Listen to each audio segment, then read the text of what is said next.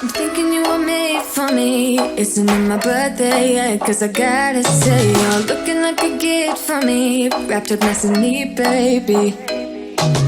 Get in my way now, don't be shy. We'll be here dancing day and night. Get in my groove now, don't be shy. Cause I got this list of my favorite things. You could be the part where it all begins. You could be the first and the second and the third and the rest of it. You could be one of the things I love. Sunday morning breakfast with my bedroom door locked. They're like everything that has a cherry on top. Get on my list of the things I love, love, love. You could be the one I trust. All the second chances, they are nothing for us. I like it all with the cherry on top. Be one of the things I love. We don't have to move so fast, baby, I will show you how you can catch my vibe. And right here we got so much time, looping in the blurry lights. Get in my way now, don't be shy. We'll be here dancing day and night. Get in my groove now, don't be shy. Cause I got this list of my favorite things. You could be the part where it all begins. You could be the first and the second and the third and the rest of. Selamat siang Bapak Ibu hebat sekalian. Terima kasih atas waktu dan kesempatannya pada sore siang hari ini untuk berkenan meluangkan waktu hadir di sini bersama saya yang terhormat Bapak Kepala Sekolah SMP Negeri 2 Upau, yang terhormat Bapak Ibu Guru Dewan beserta staf tata usaha. Pertama-tama marilah kita panjatkan puji dan syukur atas kehadirat Tuhan Yang Maha Esa, di mana kita diperbolehkan hadir di sini melalui kuasa kehendak dan rahmat-Nya.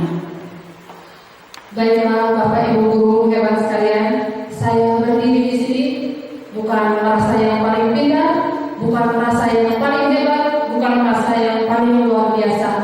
Akan tetapi saya berdiri di sini untuk kita sama-sama belajar apa yang kurang, kita sama-sama berbagi, apa yang lebih pun kita sama-sama berbagi. Dan saya juga mengetahui bahwa Bapak dan Ibu guru hebat sekalian ini sudah sangat lama menekuni dunia pendidikan, sudah merasakan asam manis pahit manisnya dunia pendidikan. Nah, kembali lagi seperti yang telah saya katakan bahwa di sini semata-mata kita untuk saling belajar bersama guna memajukan dunia pendidikan, khususnya di SMP kita, SMP Negeri 2 Upau, demi tercapainya profil pelajar Pancasila. Baik saja, langsung saja kita pada materi siang hari ini.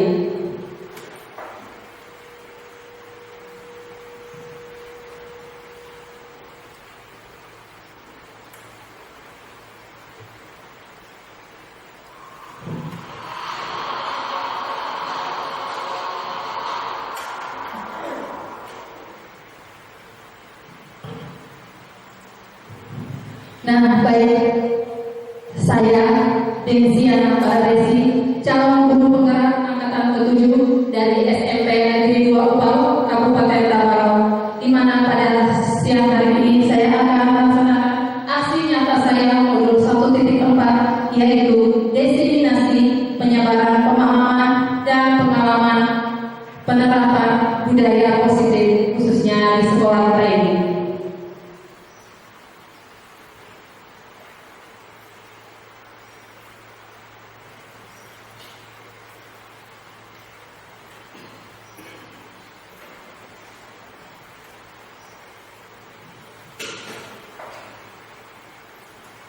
Selamat datang para guru hebat. Mari belajar bersama, berkolaborasi, saling mendukung demi mewujudkan disiplin positif di sekolah kita yang tercinta ini.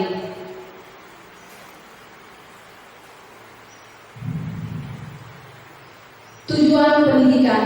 Nah, kita selama ini belum mengetahui apa sih sebenarnya tujuan pendidikan. Nah, yang selama kami pelajari di guru penggerak itu tujuan pendidikan menurut Ki Hajar Dewantara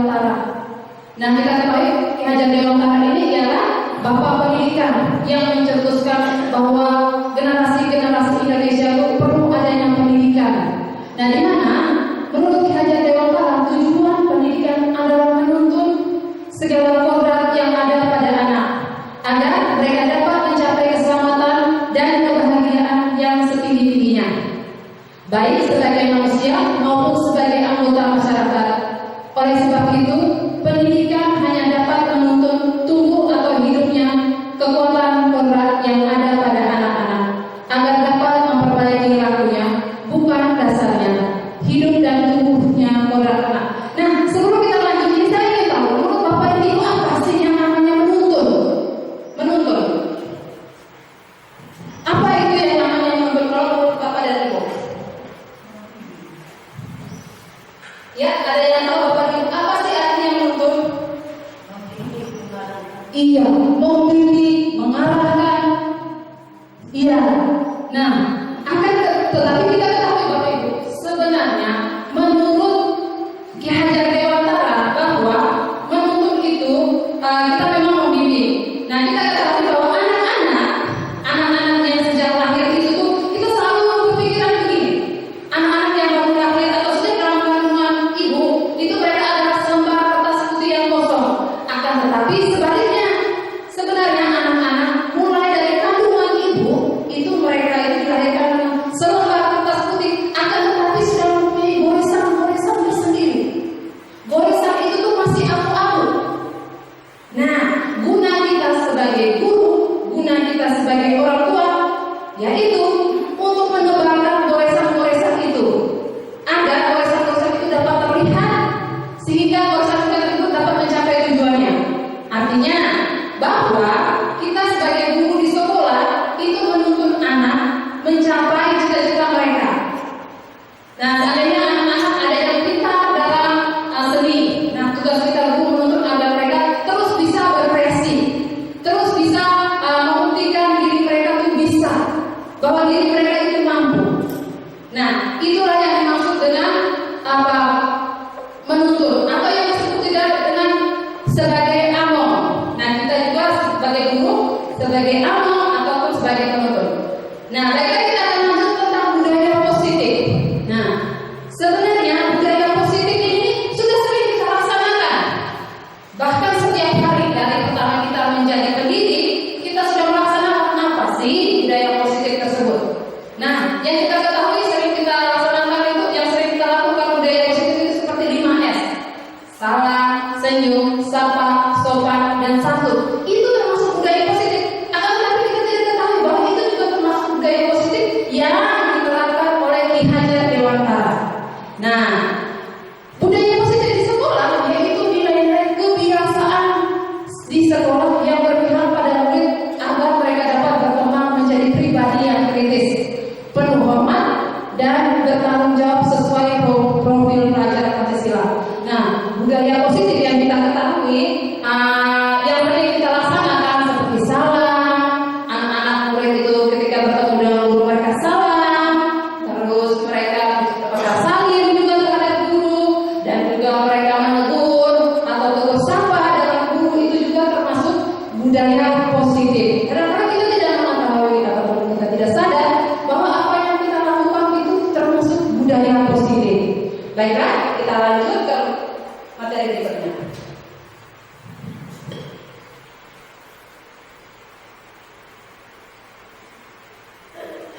Nah, di budaya positif itu ada konsep utama modul budaya positif. Di situ ada 7 konsep yang utama yang kita perlu pelajari tentang apa sih budaya positif.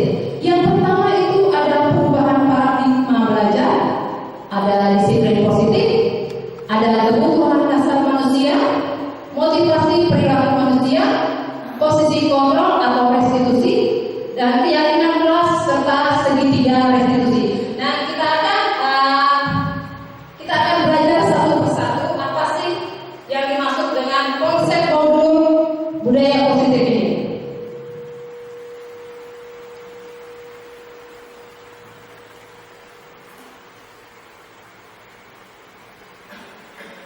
Yang pertama yaitu pembelajaran dengan paradigma baru, yaitu pembelajaran dengan paradigma baru dirancang berdasarkan prinsip belajar yang terdiferensiasi, sehingga setiap siswa belajar sesuai kebutuhan dari tahap perkembangannya untuk mewujudkan profil pelajar Pancasila. Nah, apa sih pembelajaran terdiferensiasi yang Bapak Ibu ketahui? Menurut Bapak Ibu apa pembelajaran yang terdiferensiasi? Ya, Ibu Erni.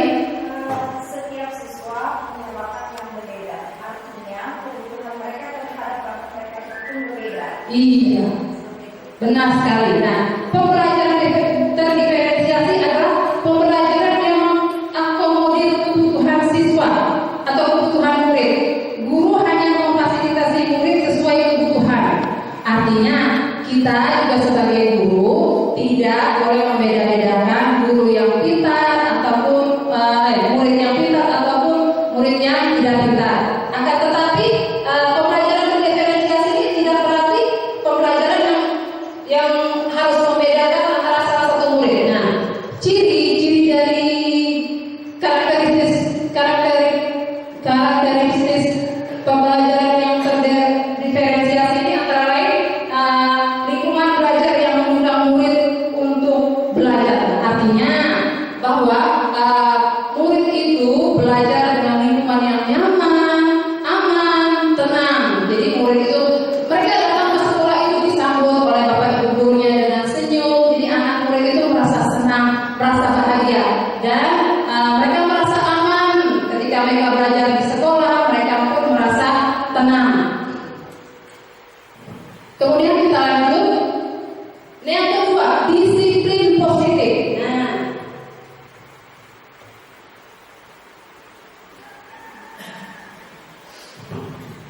disiplin. Kalau kata-kata disiplin ini rasanya bagaimana ya? Kita ketahui kalau orang harus disiplin ini, disiplin itu, rasanya tidak nyaman. Dalam budaya kita makna disiplin atau kata disiplin dimaknai sesuatu yang dilakukan seseorang pada orang lain untuk mendapatkan kepatuhan. Kita cenderung menghubungkan kata disiplin dengan ketidaknyamanan. Nah, disiplin itu kita tahu ya harus patuh. Nah, macam saya disiplin waktu. Kita ke sekolah harus tepat waktu. Terus rasanya tidak mungkin tidak nyaman karena mungkin ada kehujanan atau jarak tempuh rumah yang jauh. Nah itu sesuatu yang menghubungkan dengan ketidaknyamanan. Kemudian kita sebagai pendidik, tujuan kita adalah menciptakan anak-anak yang memiliki nilai disiplin diri sehingga mereka berperilaku dengan mengacu pada nilai-nilai kebajikan universal dan memiliki motivasi intrinsik bukan ekstrinsik. Nah, artinya kita membuat disiplin itu harus mempunyai motivasi intrinsik. Motivasi intrinsik adalah motivasi yang dari dalam, yang benar-benar diyakini, yang benar-benar mau dijalani. Contohnya, kita di sekolah sebenarnya kita membuat disiplin waktu. Sebenarnya disiplin waktu dalam pembelajaran atau dalam mengerjakan tugas. Nah, itu disiplin tersebut tidak membuat anak merasa nanti saya tidak mengerjakan tugas, saya akan dimarahin ibu ini. Nanti kalau saya terlambat sekolah, maka saya akan dikeluarkan atau tidak masuk dalam kelas atau dipulangkan. Nah, itu mereka termasuk bukan disiplin yang secara intrinsik, tapi itu yang dimaksud dengan ekstrinsik. Disiplin hanya terpengaruh dari luar, bukan dari diri sendiri. Akan tetapi jika kita menanamkan disiplin positif yang memiliki kebajikan universal, intrinsik itu seperti anak-anak, nanti saya tidak mengerjakan tugas, maka saya pun tidak akan mendapat nilai. Itu berarti dalam dirinya, dari dalam diri.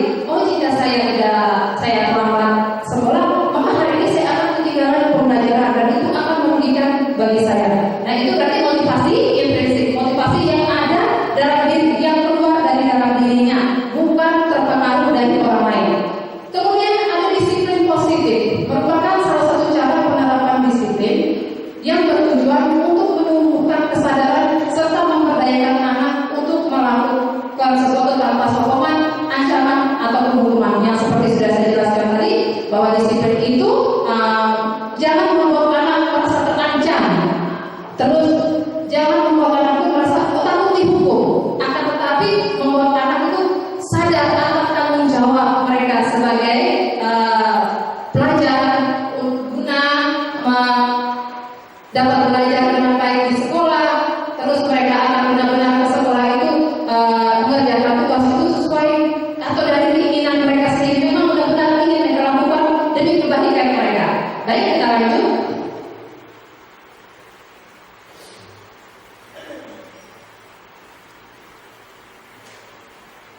Nah, di sini ada pengertian dari disiplin.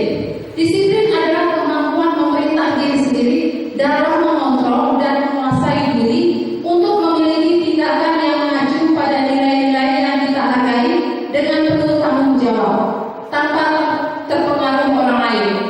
Nilai-nilai yang kita yakini atau kita hargai adalah nilai kebajikan, sifat positif manusia yang merupakan tujuan mulia yang ingin dicapai setiap individu, yaitu nilai dalam profil pelajar Pancasila. Nah, seperti itu juga bahwa disiplin ini mempunyai nilai kebajikan. Nilai kebajikan yaitu nilai yang tertanam dalam dirinya, bukan terpengaruh dari orang lain yang benar-benar ingin dilaksanakan.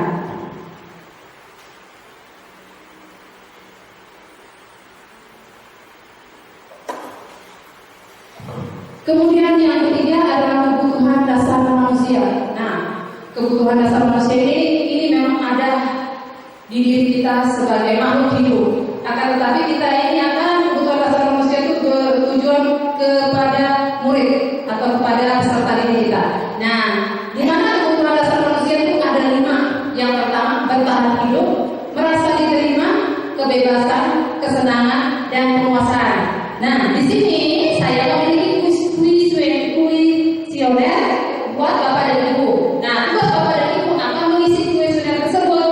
Nah, kita akan tahu apa sih kebutuhan yang Bapak Ibu rasakan atau kebutuhan yang Bapak Ibu inginkan saat ini. Oke, saya akan membagikan.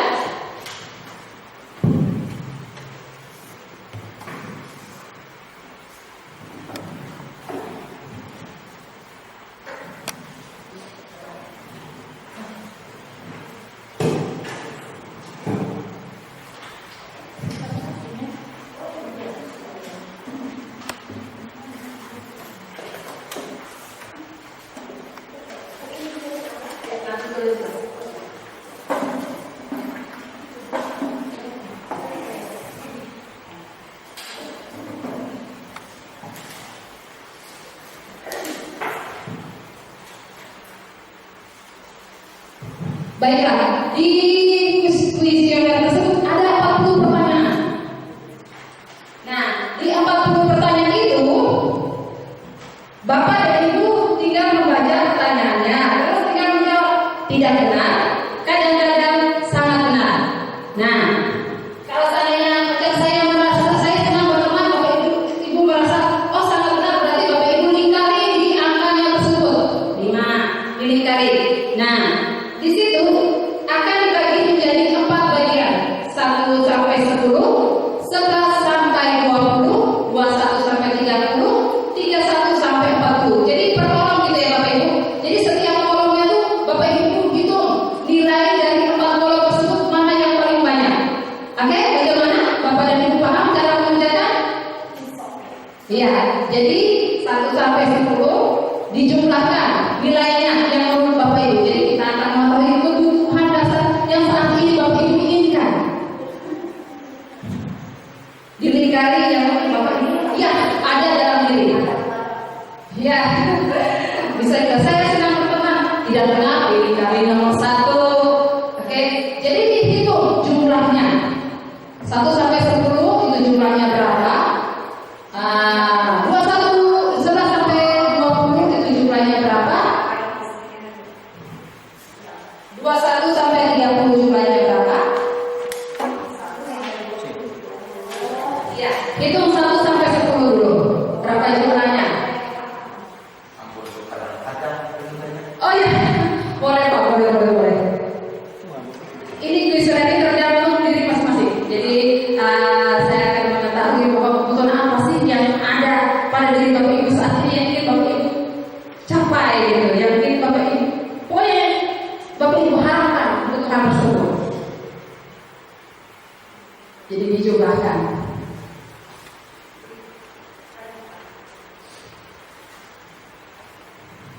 Maksudnya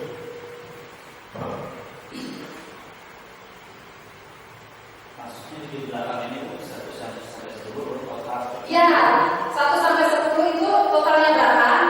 Nanti 11 sampai 20 totalnya berapa? Dan selanjutnya. Jadi ada 4 kolom di domainnya. Ya, bagaimana? Sudah semua? Oh iya. Oh ya, bagus. Oke, silakan. Mencari jawabannya dulu. Oh ya, mencari jawabannya dulu. Oke, siap. Ya, buka Google dulu. Saya suka mengobrol lewat telepon, benarkah? Atau tidak benar? Kadang-kadang sangat benar. Nah.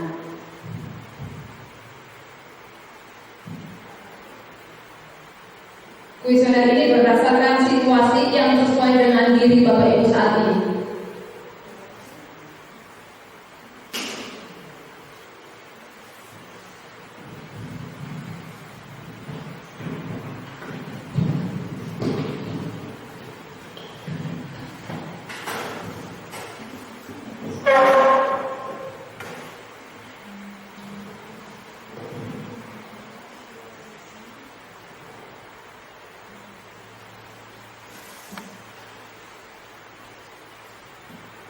Dari keempat kolom tersebut, mana nilai yang paling tinggi?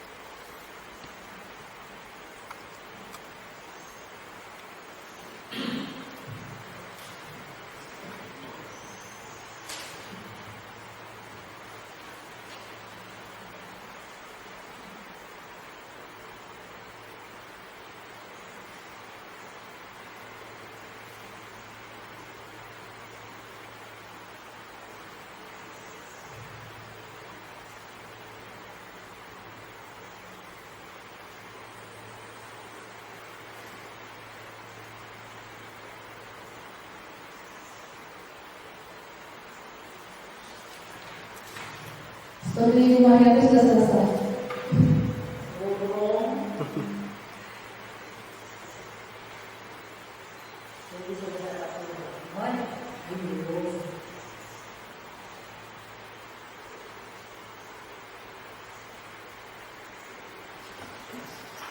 Yang nomor 5 itu orang lain, maksudnya di mana? Yang nomor 5 ya Pak. Saya menghabiskan banyak waktu dengan orang lain. Seperti Bapak suka berkumpul dengan orang lain. Dari istri kan orang lain juga. Istri itu pasangan hidup. Pasangan hidup saya. Dulu masih kamar yang pemilu kan. Yang nomor apa yang sama saya pikir tentang saya itu apa ya? Ini maksudnya seperti ini Bu. Teman-teman memikirkan tentang saya ini penting nggak bagi saya? Mereka mau berpikir negatif, mau positif itu penting nggak buat saya? Karena kita merasa berpikir orang berpikir tentang kita menjadi sesuatu yang gimana gitu buat kita. Menurut kita penting atau tidak? Kadang-kadang atau sangat benar atau tidak benar gitu.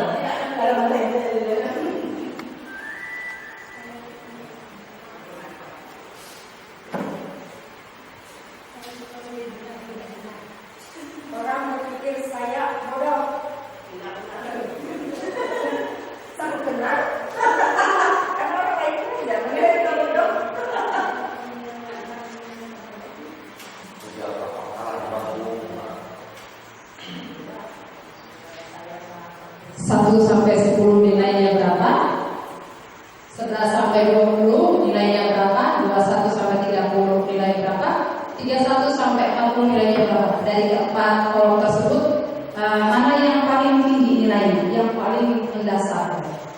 Jadi kita akan tahu jawabannya.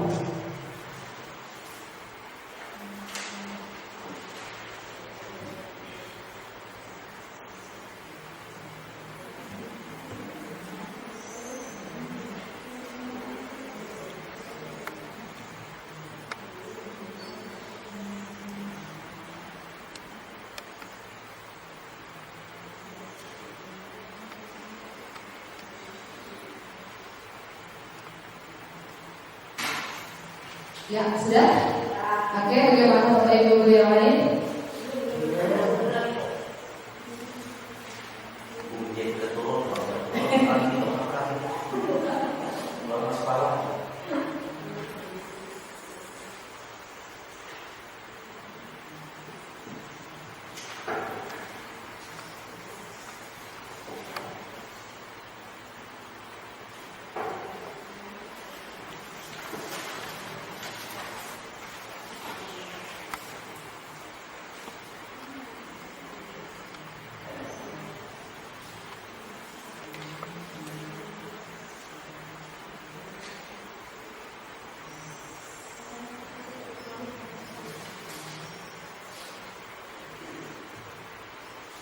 Bapak-bapak sudah?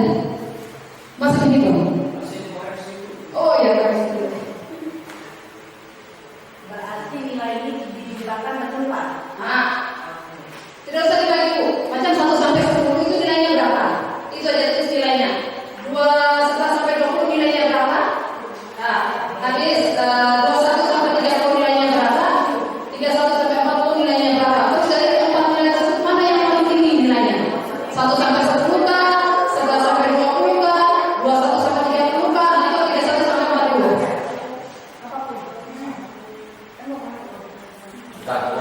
Oke, sip. Nah, tunggu Bapak Ibu guru yang lain lagi.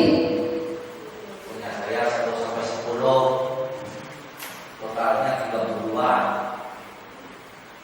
Perlu ditanya Ibu di depan sana. Ya. Enggak apa-apa, sebut aja nilai yang paling tinggi dari 4 poin. Yang paling tinggi saja. Oh, paling tinggi. Nah, yang paling tinggi 1 sampai 10 kah atau 11 sampai Paling 20? tinggi ini 2 Bu. Punya saya nomor 1 sampai 10, 32 simaknya. Habis itu nomor 31 sampai 40 itu sama 32. Sama yang nilainya. Iya. Berarti ada 2 kebutuhan yang saat ini. Ya, punya Ada. saya. Oke, nanti baru kita ketahui apa sih jawabannya. Kita tunggu Bapak Ibu yang lain bagaimana? Sudah semua? Yang paling rendah punya saya nomor 11 sampai 20 itu cuma 22. Nanti kita tunggu Bapak Ibu yang lain dulu. Jadi kita biar sama-sama tahu apa sih kebutuhan yang mendasar saat ini yang ada pada diri Bapak Ibu.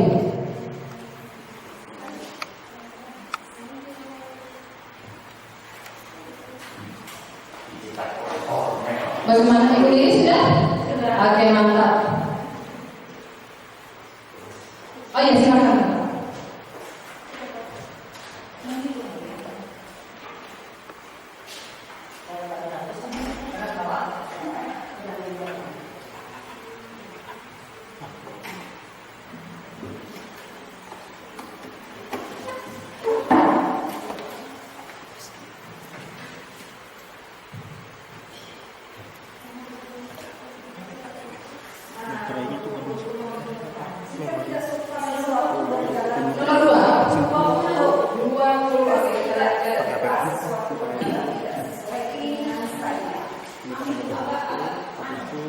Jika tidak sesuai dengan waktu berjalan, tidak sesuai dengan keinginan saya. Seandainya ini, itu artinya kita membuat anak itu tuh bisa menyelesaikan masalahnya sendiri.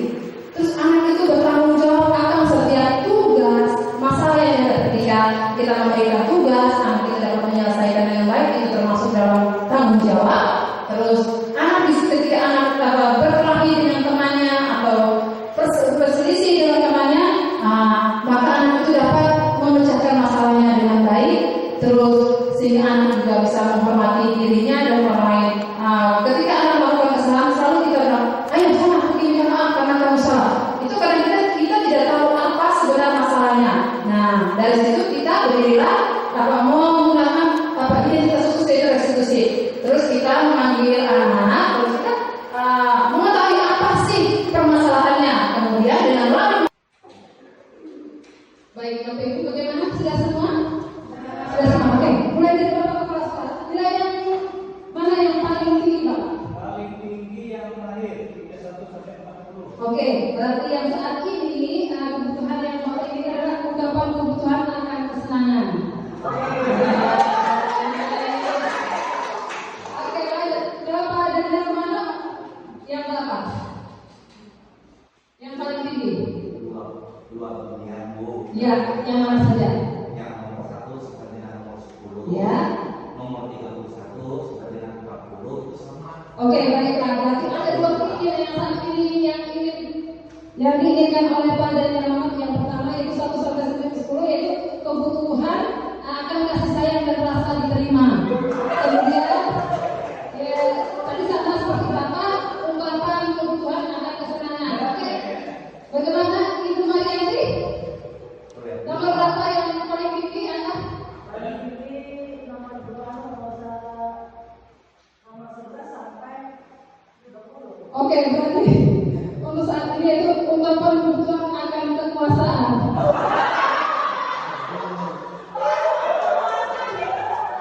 Oke, ditulis yang nomor berapa? Ya. Dan ini bisa dibaca kan?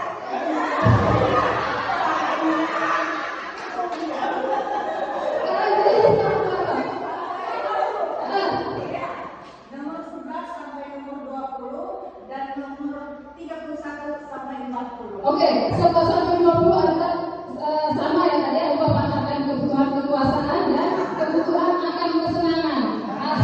Kalau dikalikan nomor berapa?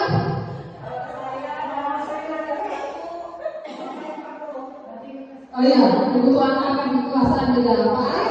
Bagaimana? Ya, kebutuhan akan kesenangan. Pak nomor berapa? Yang pertama 1 sampai 10 dulu. Ya, yang kedua ada Yang lagi. kedua 31 sampai 40. Oh, berarti samanya kebutuhan akan kasih sayang dan rasa diterima dan kebutuhan akan kesenangan. Kalau Pak Saiful gimana? Ya, Pak Saiful. Oh, Pak Saiful. Oke, lanjut. Kalau Ibu Mei yang nomor berapa? Ya, berarti akan kasih sayang dan rasa diterima. Kalau Ibu Helga nomor berapa? Berarti kebutuhan akan kasih sayang dan rasa diterima. Berarti itu adalah kebutuhan yang saat ini ingin Ibu dan Bapak dapatkan. Ya. Oh ya, berarti ganda ya. Oke. Berarti semuanya itu punya kebutuhan paling banyak diminati saat ini adalah kasih sayang ya. Memang jangan sampai kurang kasih sayang. Ya. Berarti Ibu Mei sama Ibu Mei tadi kurang kasih sayang. Kurang usah dari sini langsung kita ya. Karena saya hari ini kebutuhan yang ingin kasih sayang. Oke. Akan kasih sayang. Oke. Berarti iya, yang tadi yang 31 sampai 40 akan kesenangan berarti yang tadi Bapak dan Ibu yang memilih 31 sampai 40 berarti Bapak dan Ibu perlu healing. Perlu healing ya.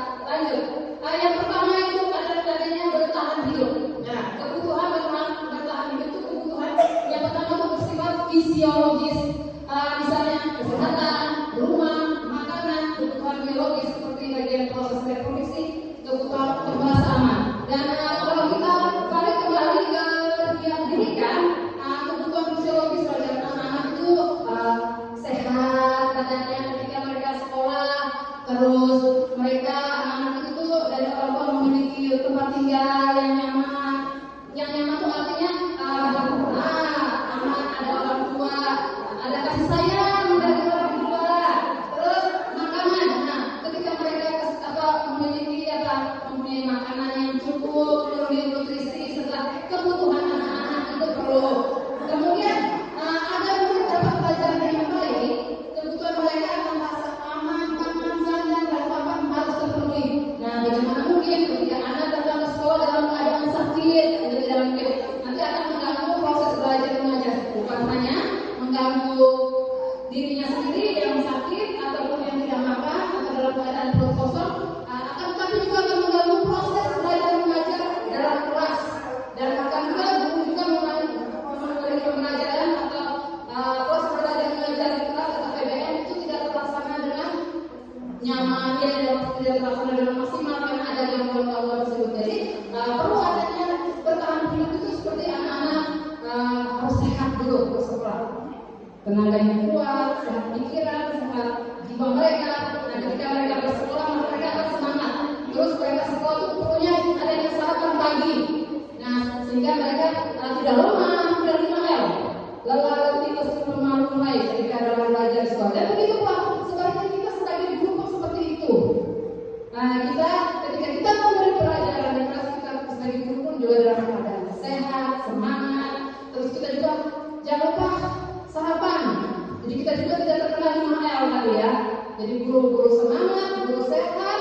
Nah, proses pembelajaran di kelas pun akan terlaksana dengan baik. Iya Bu. Jadi kadang-kadang kalau kita lagi ada bermasalah di rumah, kadang-kadang kita bawa ke sekolah, jadi membuat proses pembelajaran di sekolah pun tidak terlaksana maksimal. Kemudian ada bertahan hidup. Nah, kebutuhan ini meliputi keinginan untuk tetap terhubung dengan orang lain, seperti teman, keluarga. Nah, bertahan hidup artinya kita bisa bersosialisasi. Nah, antara murid dengan temannya di dalam kelas, terus di sekitar sekolah, terus bagaimana hubungannya dengan orang tua dan keluarga. Terus sebagai guru harusnya kita dapat menerima murid apa adanya sesuai kodratnya. Karena setiap murid adalah unik, mereka memiliki kekuatannya masing-masing. Nah, kita sebagai guru pun di dalam kelas kita tidak mungkin mengharapkan semua murid itu, semuanya harus bisa. Mungkin seandainya ada pembelajaran matematika, anak-anak harus bisa rumus ini, rumus itu. Kita tidak bisa seperti itu, karena setiap kelas, setiap anak itu memiliki keunikan masing-masing. Anak ini mereka pintar dalam menghitung, mereka pintar dalam membaca, mereka pintar dalam seni, menyanyi, menari, melukis dan sebagainya. Nah, di situ kita sebagai guru itu kita harus menyesuaikan anakku sesuai kodratnya. Jadi kita jangan ketika kita belajar dalam kelas kita jangan harus menyamaratakan anak seperti semuanya harus bisa, semuanya harus bisa hafal berapa provinsi yang ada di Indonesia. Tidak bisa, karena kemampuan anak ketika mengingat menangkap pembelajaran itu berbeda-beda. Ada cara, dan juga besar kemungkinan ketika anak menangkap pembelajaran itu mungkin dengan cara mereka membaca, terus ketika mereka harus nonton video melalui audio visual itu mereka bisa menangkap. Karena cara penangkapan pada materi atau pembelajaran anak itu berbeda-beda. Nah, oleh karena itu kita sebagai guru biasanya kita ditekankan menggunakan RPP atau perangkat pembelajaran dengan metode-metode yang berkreasi. Nah, jadi awal-awal ini setelah pembelajaran ini berarti kita buat dalam metode sehingga anak itu sesuai dalam program mereka, sehingga mereka memahami pembelajaran itu sesuai dengan apa yang ada dalam diri mereka. Kemudian guru menciptakan kesempatan untuk murid berkolaborasi dan memiliki ikatan emosi. Artinya kita memberikan kesempatan kepada anak didik kita untuk berkolaborasi bersama teman-teman mereka. Mereka bisa seandainya di dalam kelas kita dalam pembelajaran kita membentuk sebuah kelompok. Mereka bisa berkolaborasi memecahkan suatu permasalahan, atau mereka bisa mencari jawaban itu bersama-sama, sehingga mereka saling berbicara, bertukar pikiran, akan terciptanya ikatan emosi yang positif. Kemudian murid memiliki kebutuhan yang besar untuk merasa diterima biasanya dalam belajar karena suka pada gurunya, dan mereka juga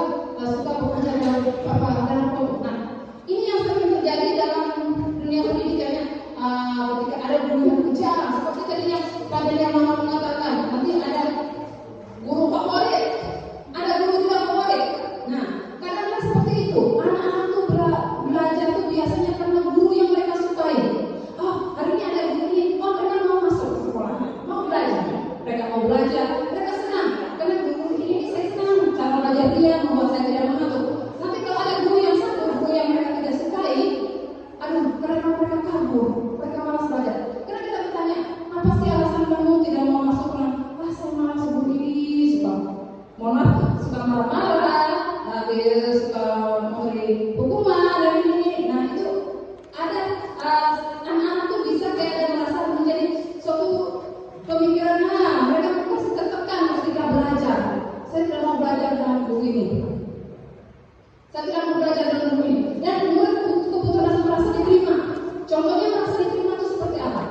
Nah, contohnya ketika anak-anak datang ke sekolah kita, guru menyapa mereka dengan senyuman. Oh, anak mereka berarti guru-guru ini senang hati menerima saya datang ke sekolah kita, menyapa mereka dengan senyuman, menyapa dengan say hello, hai apa kabar hari ini, karena merasa diterima.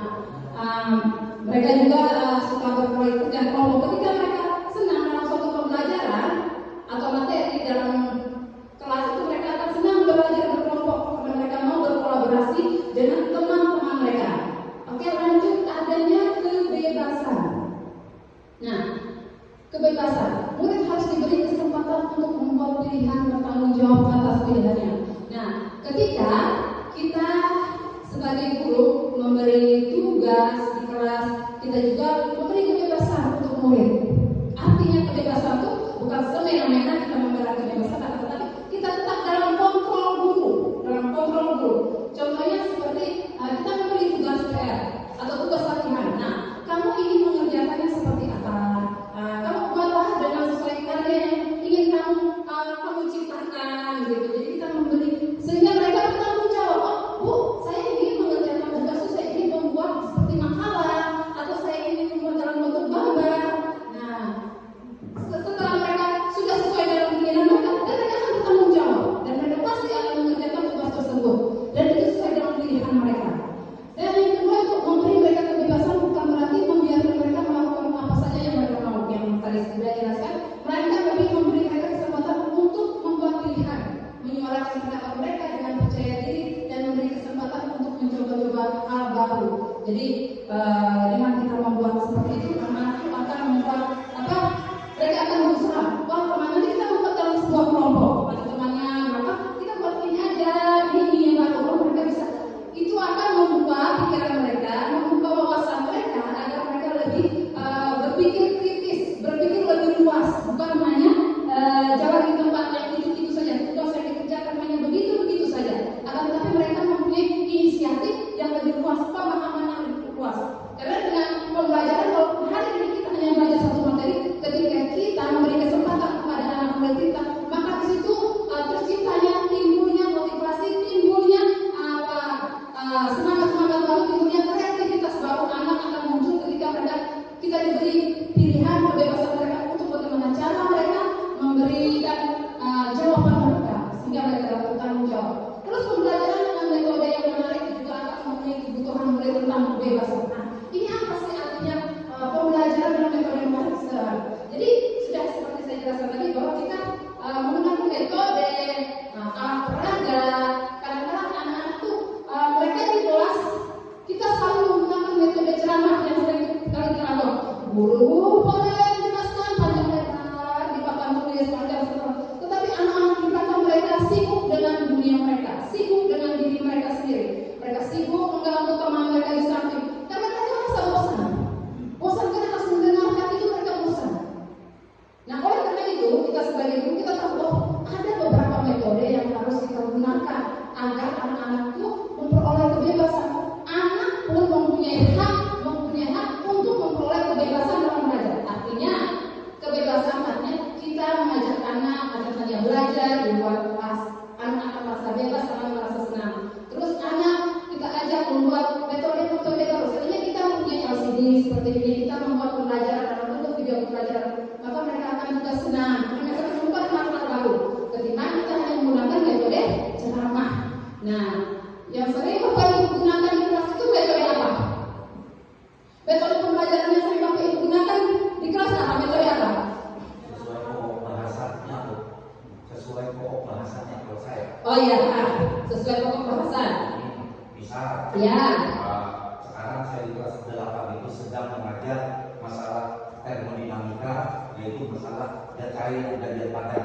Ya. Nah, jadi itu membedakan antara hukum Pascal dengan hukum Archimedes. Iya. Itu saya sampaikan dulu secara teori, baru prakteknya. Itu disesuaikan dengan pembahasan. Iya, memang kita pembelajaran itu memang kita sesuaikan dengan pembahasan. Itu benar Bapak, benar sekali. Kadang-kadang mayoritas kita dalam pembelajaran itu kita sering menggunakan ceramah, itu pun juga saya gunakan metode ceramah, tapi jika dikatakan kembali dari RPP, pasti situ RPP kita menulis bahwa ada metode-metode. Akan tetapi ada juga tanda kutipnya di mana metode itu sebenarnya kita menggunakan multimedia atau alat yang teknologi itu kita kondisikan dengan keadaan sekolah kita, apakah tersedia alat-alat seperti itu untuk memfasilitasi kita ketika menunjang pembelajaran kita di kelas. Nah, jika tidak menunjang, kita bisa menggunakan inisiatif baru atau menggunakan metode-metode yang sederhana seperti kita membuat menggunakan karton atau apa, kita bisa mengajak anak belajar di luar tentang alam-alam, atau kita belajar di lingkungan yang menurut anak itu senang, tapi sebatas dalam pengetahuan kita. Oke, baik. Kemudian yang berikutnya ada kesenangan. Nah, jangan sepelekan kebutuhan murid untuk merasa senang di kelas. Sebagai guru perlu memasukkan kegiatan-kegiatan yang menyenangkan saat belajar dia. Nah, kegiatan menyenangkan itu seperti apa? Contohnya, kita sudah kita membuat metode yang luar biasa metode pembelajaran. Kita sudah menggunakan kegiatan pembelajaran yang oke, sudah semaksimal mungkin. Tetapi kita hanya belajar. Nah, apa sih pembelajaran? Nah, kita masukkan juga sebagai contoh ice breaking. Nah, suatu permainan itu apa? Mengembalikan motivasi belajar anak. Apa pesan kita dari guru? Inisiatif kita, atau kita bisa mencari ice breaking yang sesuai dengan kondisi sekolah kita, atau mengajak mereka berdiri, bernyanyi bersama, atau mengajak mereka membuat permainan kecil. Nah, di situ akan mengembalikan atau meningkatkan kembali motivasi anak saat kita melakukan PBM, proses belajar mengajar. Nah, jadi perlunya anak-anak itu harus terus senang dulu mereka dalam pembelajaran. Kalau mereka tidak senang, mereka akan merasa bosan, kemudian mereka biasanya keluar kelas atau mereka meninggalkan kelas dengan alasan berbagai macam, ngantuklah, malaslah, ini dan itulah. Nah, oleh karena itu pembelajaran yang menyenangkan itu perlu diadakan. Kemudian ada penguasaan. Setiap murid memiliki kebutuhan untuk merasa kompeten, menjadi terampil, diakui pencapaian dan keterampilannya didengarkan, bisa membuat dampak dan pengaruh, dan memiliki rasa harga diri. Kemudian murid diberi kesempatan untuk membuat keputusan tentang hal yang penting dalam hidupnya dan tidak merasa dikontrol oleh sistem sekolah. Nah, arti penguasaan ini artinya kita ketika anak-anak mencapai keberhasilan, kita mengakui pencapaiannya gitu. Terus mereka yang mempunyai kompeten atau mempunyai kemampuan kita kembangkan, sehingga mereka apa yang menjadi dasar mereka, apa yang ingin mereka capai itu kita kembangkan. Terus kita sehingga keterampilan itu tuh mereka terus menerapkan untuk diri mereka dan untuk sekolah. Terus dari pencapaian-pencapaian kita akui. Terus kita juga penting dalam hidup itu anak-anak itu tidak merasa kontrol oleh sistem sekolah. Sebenarnya sekolah mempunyai sistem tersendiri. Kita tidak boleh membuat anak itu merasa terkontrol. Contohnya sebenarnya sistem sekolah, nilai sekolah kita harus tinggi, gitu. Anak kamu harus dapat nilai segini, jadi harus juara 1. Mereka tidak boleh terkontrol sekolah. Sesuaikan dengan kemampuan anak, tetapi kita sebagai guru pun tetap menuntun atau menjadi among bagi anak didik kita. Oke, next. Sekarang yang keempat. Nah, yang keempat ini ada motivasi perilaku manusia. Nah, motivasi merupakan dorongan yang timbul pada diri seseorang secara sadar atau tidak sadar untuk melakukan suatu tindakan dengan tujuan tertentu. Nah, kita tahu motivasi itu tuh harus berasal dari diri sendiri ya. Oh, jangan kita termotivasi oleh karena ini. Aduh, saya termotivasi, saya ingin menjadi artis, saya ingin menjadi aku termotivasi dari. Tapi motivasi itu timbul dari diri sendiri. Dari atau motivasi intrinsik dari dalam diri. Yang pertama menghindari ketidaknyamanan dan hukuman. Nah, murid melakukan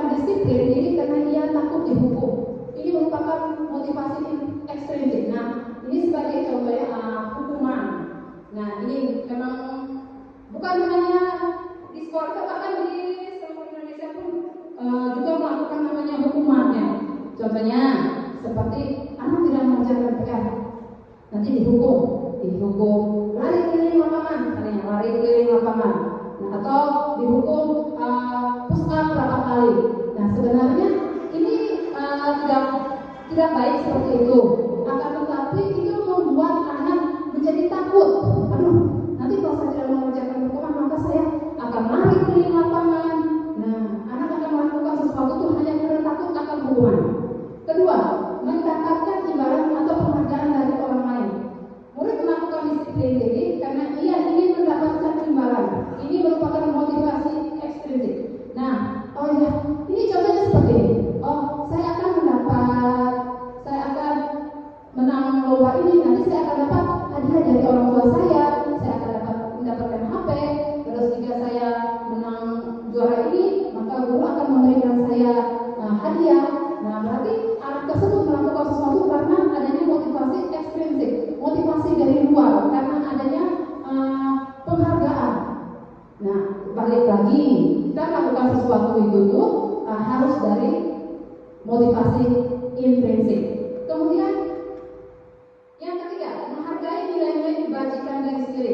Murid melakukan disiplin diri karena sadar akan nilai kebajikan dirinya. Ini merupakan motivasi intrinsik. Nah, nilai kebajikan itu seperti apa? Nilai kebajikan tadi sudah seperti saya jelaskan bahwa nilai kebajikan itu nilai yang ada di dalam diri, yang keluar memang dari dalam diri, bukan dari diri orang lain, tetapi dari diri sendiri.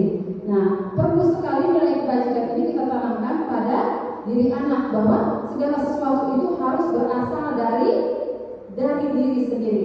Nah, kemudian ini ada konsep disiplin dengan identitas gagal. Kok ada sih konsep disiplin? Ada identitas gagal, ada identitas sukses. Nah, konsep disiplin dan identitas gagal itu seperti kita guru memberikan disiplin kepada anak itu yang seperti hukuman. Hukuman itu termasuk menyakitkan, tidak nyaman buat murid, terus murid merasa takut, terus kemudian murid akan merasa terpaksa atau merasa memaksa diri, terus murid menyembunyikan kesalahan, murid menjadi rendah diri. Nah, ini hukuman ini memang sebenarnya itu tidak baik ya. Itu membuat biasanya disebut dengan menjatuhkan mental anak. Nah, itu biasanya karena dengan begitu anak-anak merasa takut dengan hukuman. Mereka akan melarikan diri dan mereka tidak bertanggung jawab akan tugas kesalahan yang mereka lakukan. Kemudian dengan itu ada juga konsep disiplin dengan identitas gagal, yaitu yang memberikan penghargaan. Contohnya tidak efektif, merusak hubungan, sifat diri, terus mematikan kreativitas, menghukum dengan sistem ranking, merampas hak menghargai dirinya. Tidak efektif.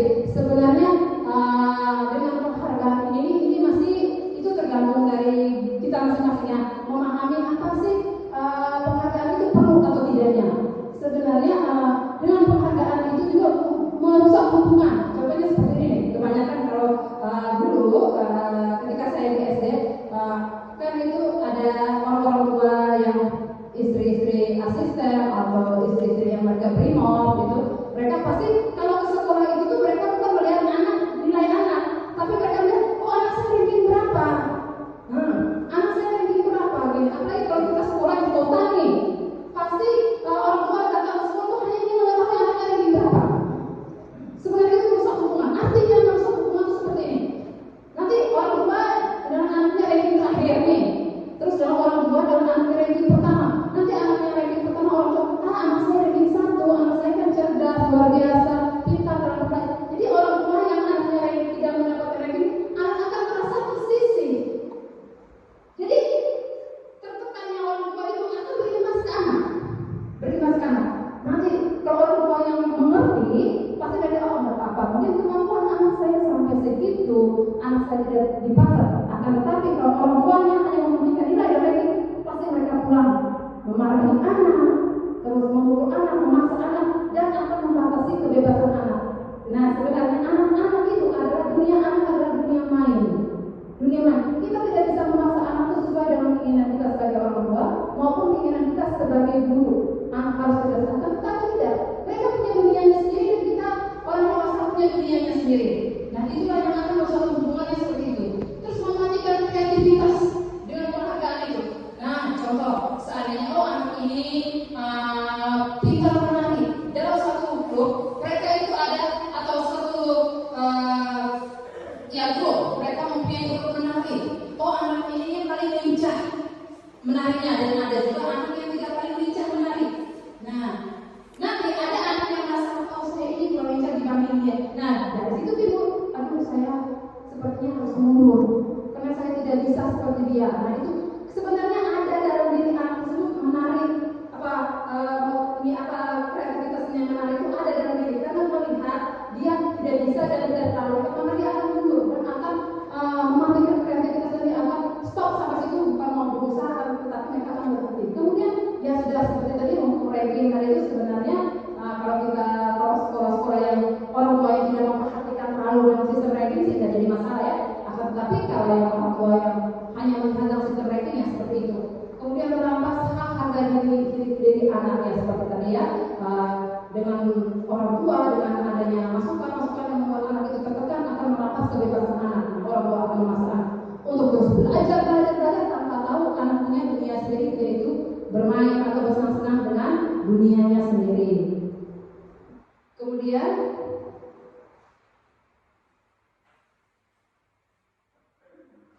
ada konsep disiplin dengan identitas sukses. Nah, ada dua bagian ya, tadi ada identitas gagal dan identitas sukses. Nah, konsep identitas sukses itu terbagi menjadi dua, di mana ada konsekuensi dan restitusi. Nah, kalau konsekuensi itu penguatan jangka panjang, perlu monitoring berkelanjutan, stimulus respon, murid menghormati peraturan, kehilangan waktu untuk memenuhi kesalahan. Konsekuensinya itu seperti ini. Kalau kamu tidak mengerjakan tugas, maka konsekuensinya kamu akan mengulang lagi tugas tersebut dengan menulis lagi, mencari kalimat atau kata-kata lagi. Atau anak yang tidak terlambat masuk ke kelas, kamu terlambat masuk ke kelas 15 menit, nanti jam istirahatmu ibu akan ambil 15 menit untuk menutupi ketika kamu terlambat. Itu merupakan konsekuensi ya. Apa yang dilakukan anak ada konsekuensi, ada yang harus dia balas lagi ketika tidak dia lakukan. Nah, kemudian ada restitusi. Murid bertanggung jawab untuk perilakunya, fokus pada pemecahan masalah jangka panjang. Murid menghormati dirinya dan orang lain, teori kontrol, diri yang memegang kontrol. Murid bersemangat memperbaiki kesalahan. Nah, ini restitusi ya. Restitusi itu tuh artinya kita membuat anak itu tuh bisa menyelesaikan masalahnya sendiri. Terus anak itu bertanggung jawab akan setiap tugas, masalah yang ada. Ketika kita memberikan tugas, anak itu dapat menyelesaikan dengan baik, itu termasuk dalam tanggung jawab. Terus anak ketika anak berkelahi dengan temannya atau berselisih dengan temannya, maka anak itu dapat memecahkan masalahnya dengan baik. Terus si anak juga bisa menghormati dirinya dan orang lain. Ketika anak melakukan kesalahan, selalu kita bilang, ayo sama, aku minta maaf karena kamu salah. Itu karena kita tidak tahu apa sebenarnya masalahnya. Nah, dari situ kita berdirilah menggunakan identitas khusus, yaitu restitusi. Terus kita memanggil anak, terus kita mengetahui apa sih permasalahannya. Kemudian dengan melalui masalah itu, maka anak akan berani bertanggung jawab. Terus mereka akan bisa memecahkan masalah. Kemudian dengan teman yang berselisih itu mereka bisa saling menghormati. Tidak ada dendam, tidak ada kemarahan setelah kejadian. Kemudian kita lanjut.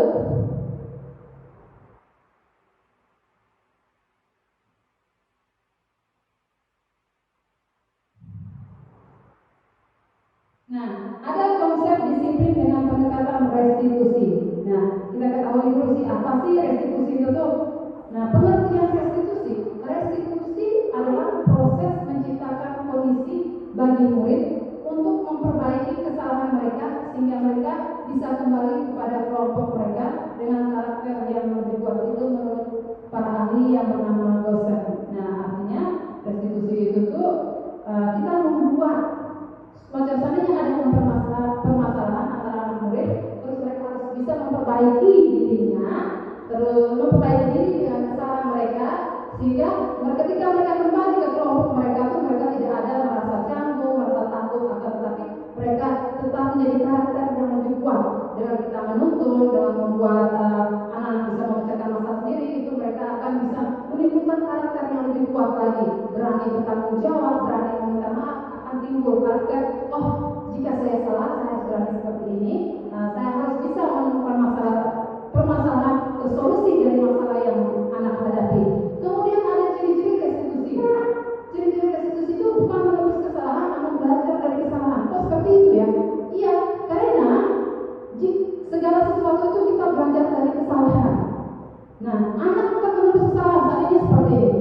Nah, kamu berkaitan ini. Nah, kamu harus dihukum. Nah, ini tidak seperti itu. Tapi mereka belajar dari kesalahan. Jika kamu memukul ini, maka dia akan kesakitan. Nah, kesalahan yang kamu lakukan ini tidak baik, karena akan merugikan kamu dan merugikan temanmu. Nah, dari situ dia belajar, oh saya salah, saya seperti ini. Dan kemudian seperti ini tidak baik. Nah, kita menawarkan. Nah, kamu maunya seperti apa? Masalah yang kamu hadapi ini, kita memberikan tawaran. Bukan pasal, kamu harus seperti minta maaf. Kamu harus melakukan hal ini, melakukan hal itu untuk menebus kesalahan kamu. Tapi kita sebagai guru memberikan tawaran, menuntut anak untuk melihat ke dalam diri, mencari kebutuhan dasar yang mendasari tindakan. Fokus pada karakter bukan pada tindakan, menguatkan dan fokus pada solusi. Oke, kita fokus pada. Nah, kita ketahui dulu karakter anak. Anak ini orangnya keras kepala. Nah, ketika kita sudah mengetahui karakter anak, terus kita fokuslah pada solusi. Nah, kalau anak yang keras dan ketika kita berhubung emosi, maka akan menjadi tindakan yang tidak tanpa kita sadari. Bahkan ada anak-anak yang guru atau guru murid, nah seperti itu. Terus, nah kita menguatkan anak itu dengan sebuah solusi yang dapat menguntungkan bagi anak, terus tidak merugikan mereka dan dapat menguatkan diri atau pribadi anak. Nah, di sini ada contoh kasus kita menggunakan hukuman, konsekuensi atau restitusi. Nah, ini contoh kasusnya adalah siswa tidak mengerjakan PR. Nah, hukumannya guru menghukum siswa tersebut hormat bendera selama 10 menit. Guru marah dan murid menjadi takut. Itu merupakan hukuman. Nah, ketika anak tidak mengerjakan PR, kita menghukum anak lari dari lapangan. Nah, itu membuat anak merasa takut. Kemudian ada konsekuensi. Guru memberikan konsekuensi mengerjakan PR saat istirahat atau dikerjakan sebanyak 3 kali lipat. Guru tegas dan siswa menghormati peraturan. Itu kita menggunakan konsekuensi. Kemudian ada restitusi. Guru menanyakan keyakinan kelas. Nah, ini nanti kita akan belajar tentang apa sih keyakinan kelas. Kemudian atau dirinya dan membantu siswa menyelesaikan masalahnya. Guru terbuka dan siswa menghormati dirinya dan orang lain. Nah, itu ketika kita menggunakan restitusi. Kemudian yang kelima, nah yang ini disebut dengan 5 posisi kontrol restitusi. Nah, kita sebagai guru, kita berdiri di posisi mana untuk saat ini? Apakah kita berdiri di posisi penghukum, membuat rasa bersalah, atau kita menjadi teman, atau kita hanya menjadi pemantau, ataukah kita menjadi manajer? Nah, baiklah kita akan mengetahui bersama-sama.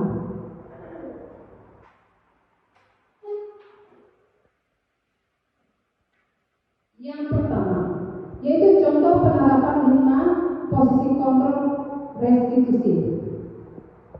Nah, ada juga kasus siswa tidak memakai atribut lengkap saat upacara. Ini kasus yang sering kita alami, bahkan setiap minggu yang kita alami.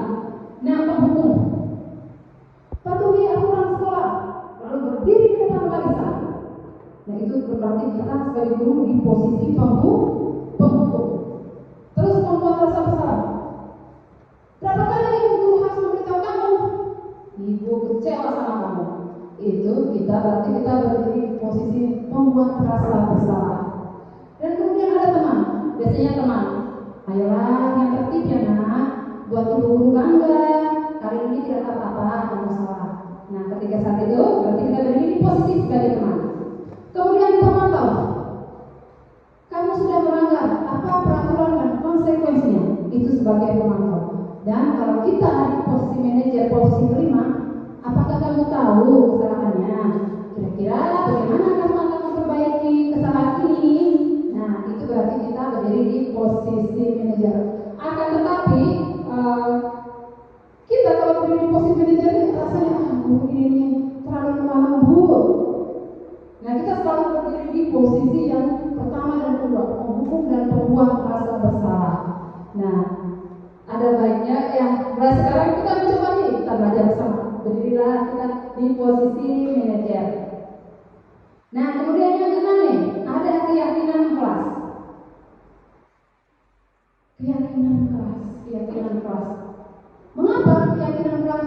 Mengapa tidak peraturan kelas? Bagaimana menurut Bapak Ibu? Kenapa sih harus keyakinan kelas dan bukan peraturan kelas? Nah, mengapa kita memiliki peraturan tentang penggunaan helm saat mengendarai motor? Nah, menurut Bapak Ibu bagaimana? Kalau kita menggunakan helm saat mengendarai motor itu termasuk peraturan kan? Oh, harus ketika kita di jalan raya kita diwajibkan menggunakan helm. Terus yang kedua, mengapa kita memiliki peraturan tentang penggunaan masker dan mencuci tangan? Nah, ketika kita waktu COVID kemarin berapa tahun lalu, kita harus menggunakan masker, harus mencuci tangan, dan itu peraturan. Ke sekolah ataupun kemanapun di lingkungan luar, kita harus menggunakan masker. Lalu kita singgah di bank atau di sekolah atau dimanapun tempat umum kita harus mencuci tangan. Terus menggunakan masker. Nah, itu semua peraturan.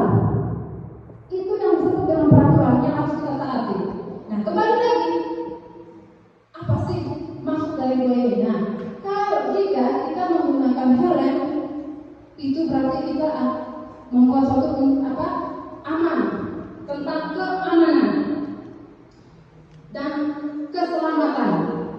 Dan juga ketika kita memakai masker ataupun mencuci tangan, itu juga keamanan dan keselamatan. Nah, itulah yang dimaksud dengan keyakinan. Oh, saya harus memakai helm karena saya harus selamat di perjalanan. Oh, saya harus memakai masker dan mencuci tangan karena saya juga harus menjaga kesehatan saya dan menjaga keselamatan. Nah, itu artinya kebajikan atau yang ada dalam diri kita, keyakinan yang timbul dari diri kita. Kita melakukan semata-mata bukan karena ekstrinsik, tetapi intrinsik yang dari dalam diri kita. Itulah yang disebut dengan peraturan. Tetapi kita melakukan juga itu dengan keyakinan dari hati kita. Nah, pengertian dari keyakinan kelas.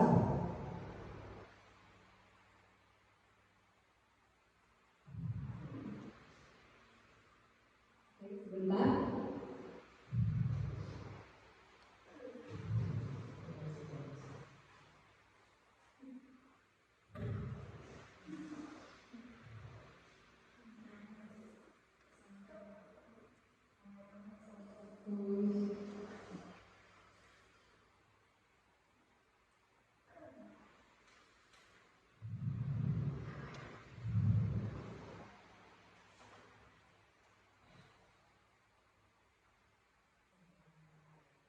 Keyakinan kelas itu tuh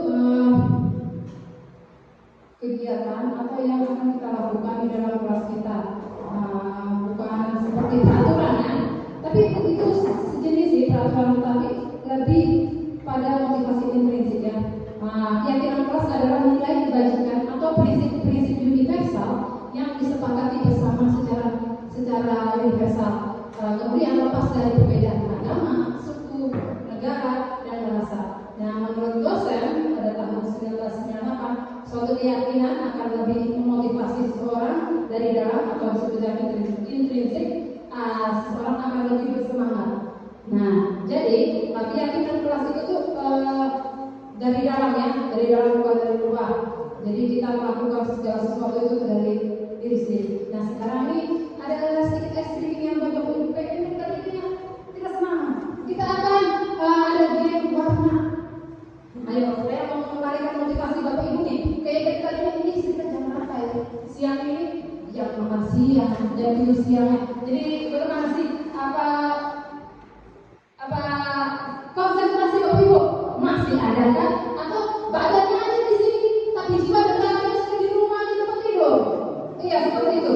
Oke, sekarang ini ada game warna nih. Ayo, jadi harus teliti bagaimana sih cara permainan. Nah, cara permainan itu Bapak dan Ibu membacanya tulisannya, jangan melihat warnanya.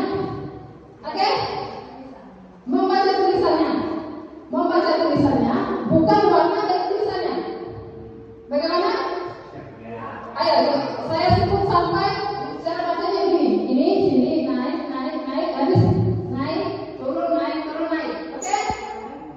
Ya, naik, turun, naik, turun, naik. Naik, turun, naik, turun, naik. Oke? Bagaimana bisa? Oke. Oke, saya hitung sampai 3. Fokus sekali. 1, 2, 3.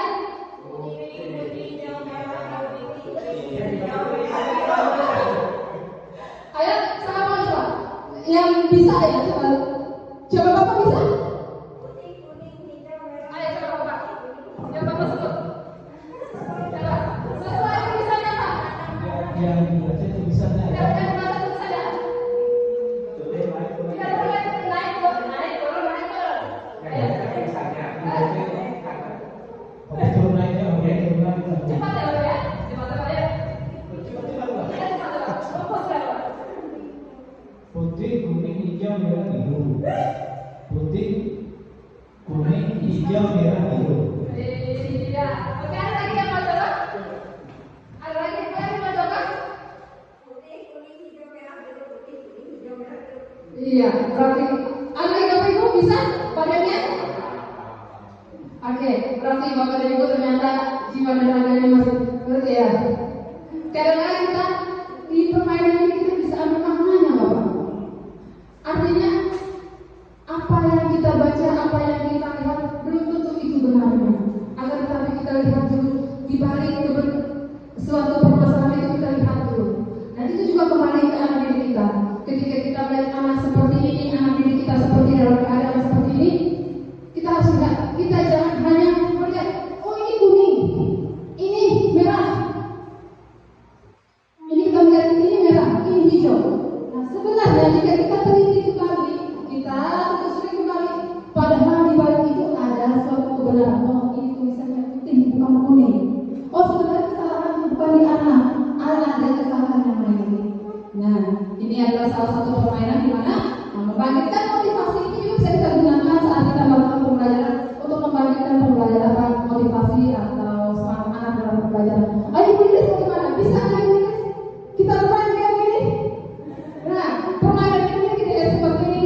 Kita menyebut membaca tulisannya. Membaca tulisannya baik, baca tulisannya. Bacanya turun naik, turun naik, turun naik. Coba. Ayo, coba tulis. Fokus sekali Kak.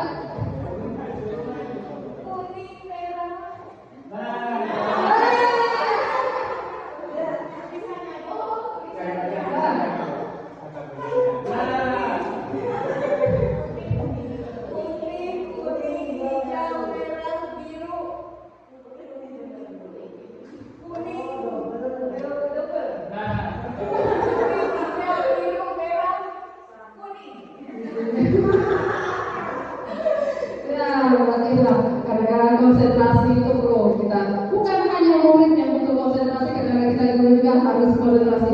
Nah, artinya apa? Kadang-kadang setiap kita apa yang kita gurukan, kita berkeluarga, punya permasalahan di rumah. Nah, ketika kita kembali ke sekolah, buanglah permasalahan kita di rumah tersebut, tinggalkan masalah kita di rumah, jangan bawa ke sekolah. Jadi kita hanya memfokuskan pada anak didik kita dan tanggung jawab kita di sekolah. Oke, kita next.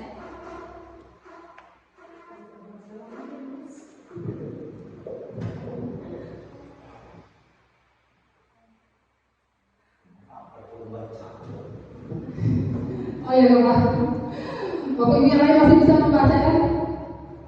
Ya Bapak. Oke baik. Nah, ini kita pembentukan keyakinan kelas. Nah, saya berharap keyakinan kelas ini ya kita sebagai Bapak, Ibu, wali kelas, kita coba membuat keyakinan kelas. Siapa tahu ada perubahan sedikit buat anak didik kita. Membuat keyakinan kelas itu semua warga sekolah atau kelas saat membuatkan keyakinan kelas ini. Jadi kita melibatkan anak didik kita. Ketika kita dalam kelas, kita melibatkan murid kita. Jadi mereka menginginkan yang pasti keyakinan yang ada dalam diri mereka. Itu sesuai dengan diri mereka. Terus berupa pernyataan universal. Universal itu seperti apa? Universal itu lebih luas gitu. Jangan misalnya kita membuat peraturan atau keyakinan kelas, jangan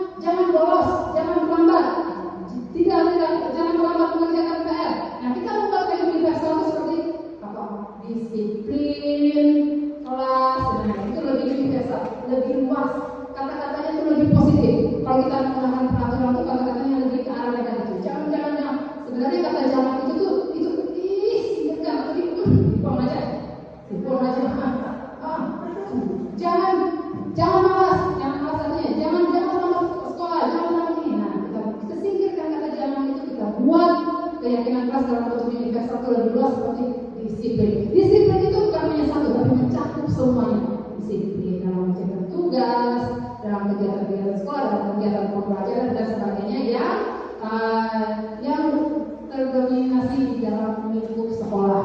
Terus ada lebih abstrak dari peraturan seperti tadi, lebih abstrak itu artinya lebih luas, tidak hanya monoton, bisa dipahami anak dan bisa dijalankan oleh anak. Terus dibuat dalam bentuk positif dia tadi, kata disiplin, beribadah, gitu. Terus sedikit agar anak lebih mudah diingat. Jangan panjang-panjang membuat. Kamu harus disiplin ini terlalu panjang nanti itu akan membuat anak merasa ini susah diingat atau sulit untuk dijalankan. Terus sesuai dengan kondisi kelas dan sekolah agar mudah diterapkan. Jadi kita melihat kondisi anak seperti ini, terus situasi sekolah kita seperti ini. Nah, kita lanjut.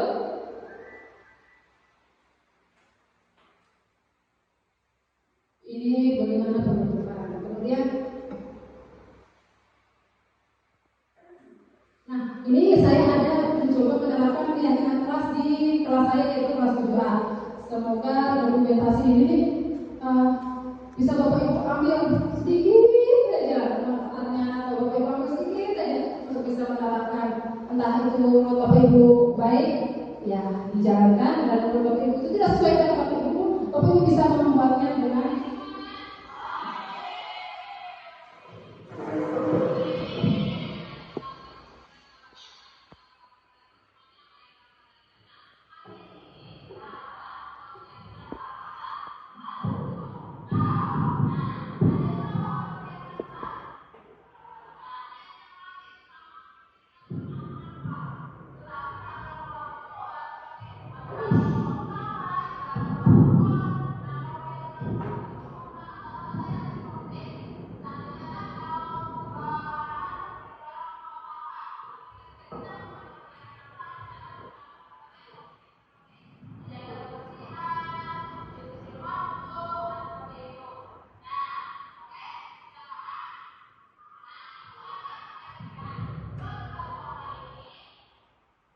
Nah, di sini saya menjelaskan dulu apa sih pengertian keyakinan kelas buat kelas 7A yang kebetulan saya sebagai walinya menjelaskan pengertian ini apa sih keyakinan kelas, dan kemudian setelah itu saya juga menyiapkan karton kuning untuk menuliskan keyakinan kelas mereka dan menyiapkan lembar warna-warni yang mereka akan tuliskan kemudian akan mereka tempelkan. Nah, sebagai berikut.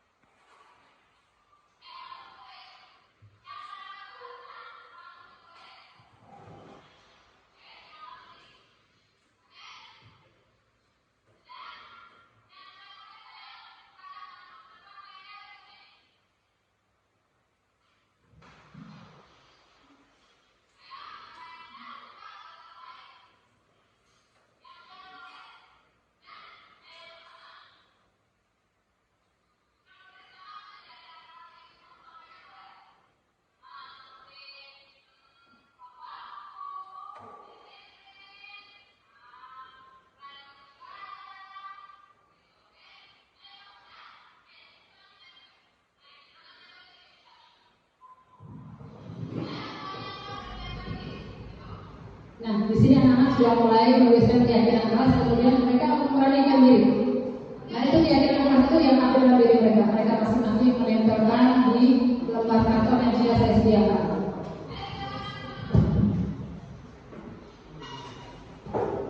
Nah, ketika kita membuat keyakinan kelas, itu anak-anak lebih antusias, mereka lebih bersemangat. Mereka akan menunjukkan, mereka akan memberikan apa sih yang mereka mau, apa sih peraturan yang mereka inginkan.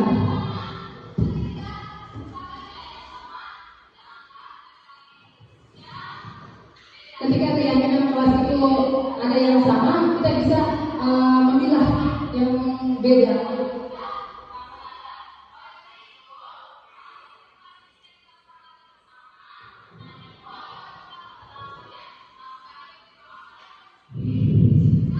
Nah, setelah disiplin kelas dari anak-anak TK, terus kita sudah memilah disiplin yang tepat untuk kelas kita, kemudian kita minta anak-anak itu untuk tanda tangan sebagai bukti mereka bersedia melaksanakan kegiatan atau disiplin kelas tersebut.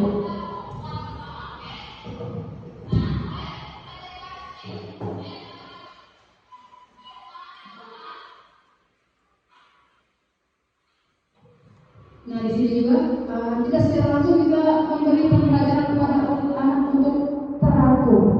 Jadi mereka sesuai barisannya, mereka belajar teratur dari situ.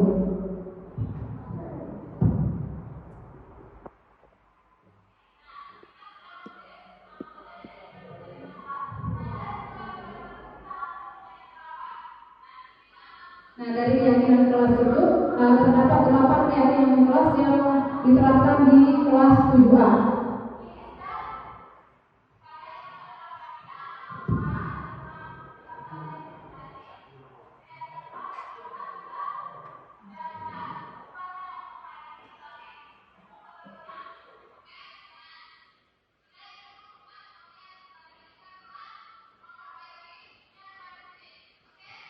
Ini kita jangan dulu berkolaborasi, jadi menentukan berkolaborasi bersama anak didik kita menentukan. Kemudian yang sudah kita tentukan, yang sudah kita letakkan bersama, kita tulis di karton yang berwarna merah tersebut.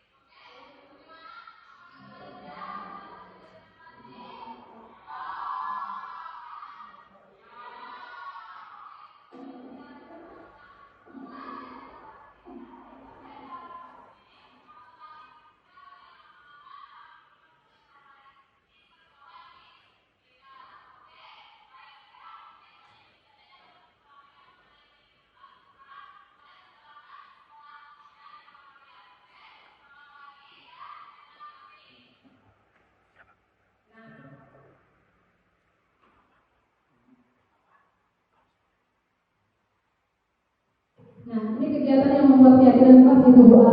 Pertama, guru bersama siswa membuat keyakinan kelas. Kita ya berdiskusi tentang peraturan yang seperti gambar yang pertama.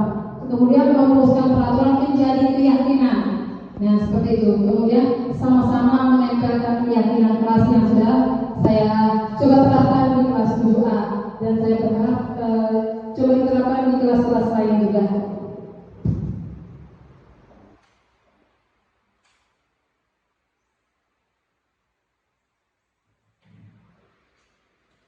Keyakinan kelas ada 8 yang sudah kami diskusikan bersama. Yang pertama itu disiplin waktu, belajar dengan antusias, semangat dan percaya diri, menghargai guru atau teman yang sedang berbicara, saling membantu dan bekerja sama, saling menjaga kebersihan dan keindahan, saling menghormati sesama, gemar membaca dan menulis sebagai budaya literasi, selalu menerapkan 5S.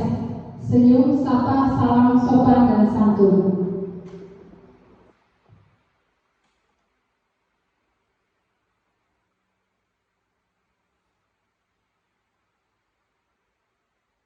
Nah, yang terakhir yaitu kita tentang segitiga restitusi. Nah, di modul 1.4 ini disuruh saya banyak belajar apa sih restitusi, apa sih segitiga restitusi, dan kita sebagai guru sebaiknya tuh menerapkan segitiga restitusi ini. Dan bukan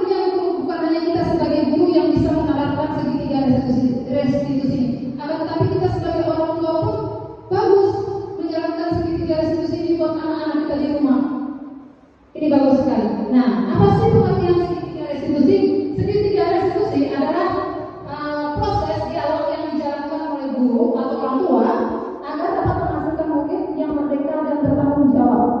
Nah, saat guru di posisi manajer, aspek yang dikembangkan adalah motivasi intrinsik yang tadi sudah kita belajar. Jadi kita sebagai guru itu lebih tepatnya bukan sebagai guru orang tua berdiri di posisi manajer ketika kita menjadi manajer buat anak didik kita di sekolah, dan kita juga menjadi manajer buat anak kita di rumah. Nah, di situ juga saya juga baru sih belajar ini ketika saya mengikuti pendidikan guru pengarang. Seperti ini, ternyata anak sering membanggakan terhadap kita, bahkan anak kita sendiri, dan sebagai murid kita pun sering membanggakan terhadap kita. Ternyata kita menjadi orang tua walaupun guru itu di posisi yang kita tidak menggunakan posisi restitusi. Coba kita terapkan posisi restitusi ini kepada anak kita di rumah, anak didik kita di kelas kita.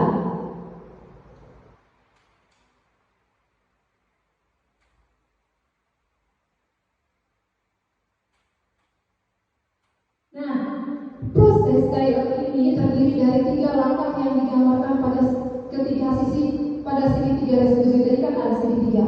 Nah, segitiga restitusi itu yang pertama kita menstabilkan identitas, terus validasi tindakan yang salah, menanyakan keyakinan.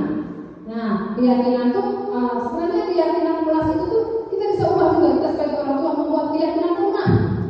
Nah, keyakinan kelas seperti itu kita buat untuk anak kita, disiplin waktu, apalagi anak kita yang sudah mulai bujang remaja, disiplin waktunya tidak terlalu pulang malam gitu, harus tepat kembali ke rumah, jangan selalu begadang. Nah, itu kita bisa terapkan di rumah juga bisa.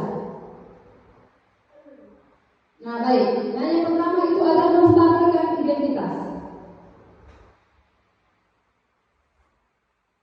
Nah, berdasarkan pada prinsip bahwa membuat kesalahan adalah bagian dari proses pembelajaran. Nah, kita membuat memberi anak itu pengalaman bahwa kesalahan itu tuh adalah suatu pembelajaran buat anak untuk tidak mengulanginya lagi. Terus berperan menggeserkan identitas murid dari identitas gagal menjadi identitas sukses. Tadi kan sudah kita baca tentang identitas gagal itu penghukum dan apa tadi satunya? Penghukum dan penghargaan. Nah, itu termasuk identitas gagal. Nah, kita juga sebagai contoh sebagai orang tua. Nanti kalau kamu ini satu, nanti mama atau bapak akan memberikan kamu sepeda baru, sepeda ini. Nah, berkata saya mau nanti ini satu, lagi dua, nanti saya dapat ini. Berarti itu karena motivasi, karena adanya penghargaan. Oke, terus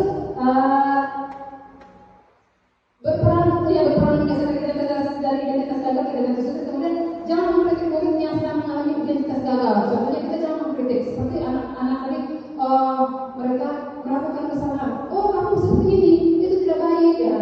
Berarti itu kita harus menggeser ya, yang seperti itu, jangan mengkritik. Tapi kita itu jika kita mengkritik, kita akan berada di posisi dengan identitas gagal. Kemudian kita lanjut. Nah, contoh mengajukan pertanyaannya seperti ini. Membuat kesalahan sesuatu yang wajar. Nah, itu kita akan membuka bahwa pembelajaran, setiap kesalahan itu adalah pembelajaran. Kita memperbaiki masalah ini. Nah, manusia tidak ada yang sempurna. Saya tidak menanyakan kesalahannya, tetapi fokus memperbaiki masalah ini. Apakah saat ini kamu tengah menjadi orang baik untuk dirimu sendiri? Nah, itu kita pada yang pertama tadi. Kita mengajukan pertanyaan-pertanyaan seperti itu, bukan hanya buat murid kita, buat anak-anak kita di rumah pun bisa kita ajukan pertanyaan seperti itu. Kemudian yang kedua, validasi tindakan yang salah. Nah, validasi tindakan yang salah ini berdasarkan prinsip setiap perilaku berupa memenuhi suatu kebutuhan tertentu. Guru akan bergeser dari pemikiran stimulus respon menjadi proaktif. Mengenali dan mengakui kebutuhan murid ini dapat memperbaiki hubungan dengan murid. Pernyataan atau pertanyaan yang disampaikan dengan nada suara tidak menghakimi atau memojokkan. Artinya kita harus mengenali dulu apa sih permasalahannya. Kemudian dengan permasalahan itu kita bersama-sama dengan murid untuk mencari solusinya. Dengan menyampaikan pertanyaan yang tidak menghakimi atau memojokkan murid.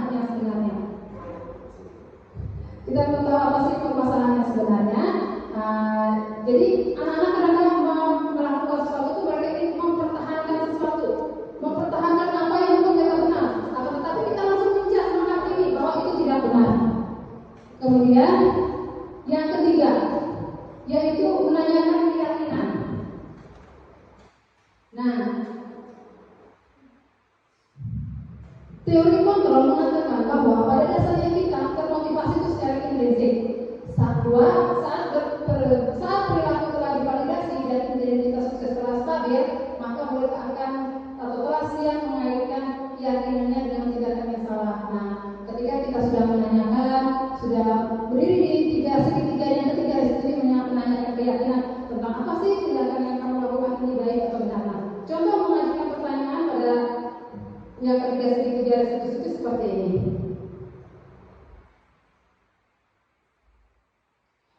Sebagai murid di kelas, apa yang kita yakini? Nah, seperti kita sudah membawa keyakinan kelas nih. Jadi anak kembali lagi mengingat, oh saya sudah melanggar keyakinan kelas. Terus nilai-nilai apa yang kita sepakati? Seperti apa gambaran sebuah kelas yang ideal bagi kamu? Terus kamu ingin menjadi orang yang seperti apa? Hal-hal apa saja yang perlu diperhatikan? Ini adalah salah satu contoh atau ajukan pertanyaan ketika kita berdiri di posisi segitiga restitusi. Dan segitiga restitusi itu, jika kita menanyakan segitiga restitusi itu berarti kita sudah berdiri pada posisi manajer.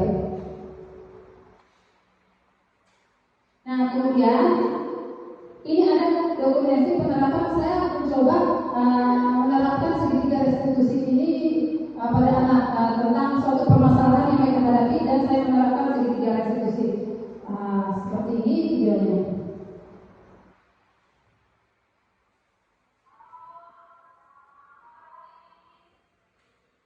Nah, kita menanyakan dulu, membuat situasi itu tuh lebih akrab dengan murid.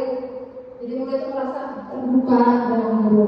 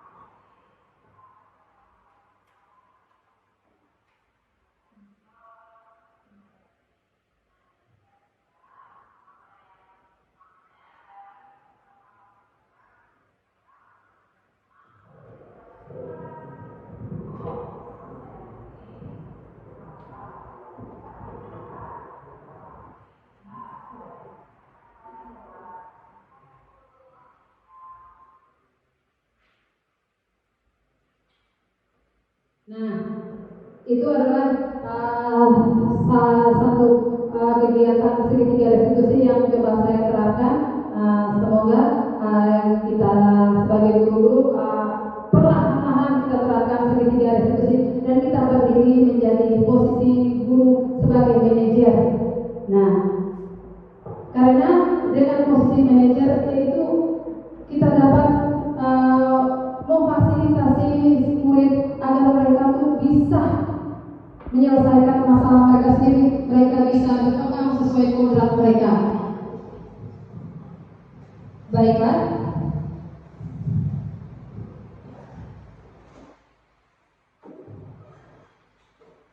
Sebagai refleksi saya, yaitu dalam penerapan disiplin positif, hendaknya guru itu memiliki standar kepribadian, profesional, dan sosial yang baik, di mana guru mampu merefleksi pada posisi kontrolnya saat ini, bagaimana perjalanan dirinya sebagai seorang amo atau sebagai posisi manajer yang menuntun murid-murid menjadi insan yang mandiri, merdeka, dan bertanggung jawab.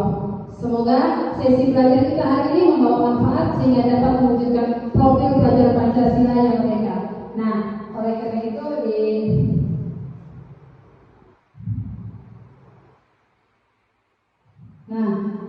sebelum mengakhiri, bagaimana saya ingin meminta tanggapan atau masukan atau pertanyaan dari Bapak Ibu Guru tentang materi budaya positif ini.